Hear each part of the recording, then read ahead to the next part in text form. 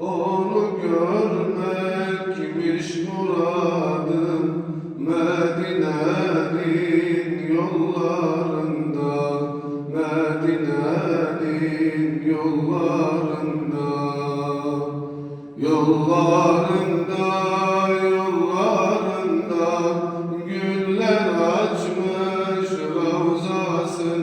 Resulullah çağırıyor, gönül sanki çıldırıyor.